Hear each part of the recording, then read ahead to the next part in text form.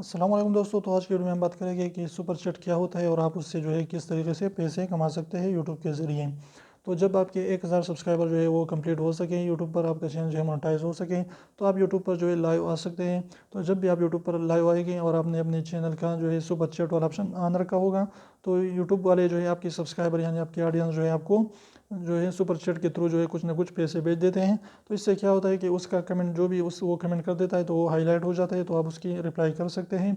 और दूसरे जो सुपर चैट के बगैर कमेंट करते हैं तो वो हाईलाइट नहीं होते। तो इस तरीके से वो अगर वो अपना जो है मैसेज आप तक पहुंचाना चाहता है, वो अपने मैसेज को हाईलाइट करना चाहते हैं, तो वो कुछ ना कुछ जो है उस पर पैसे भेज देता है और सुपर चैट जो है वो कर देता है। तो इससे क्या होता है कि उसकी जो 30% है वो यूट्यूब वाले रखते हैं और 70% जो है वो क्रिएटर को दे देते हैं। तो वो जो है वो आपकी एडसेंस अकाउंट में जो है वो चली जाती है। और एडसेंस अकाउंट के थ्रू जो है जब भी आपका यूट्यूब पेमेंट आता है तो उसमें से आपको जो है वो मिलता है।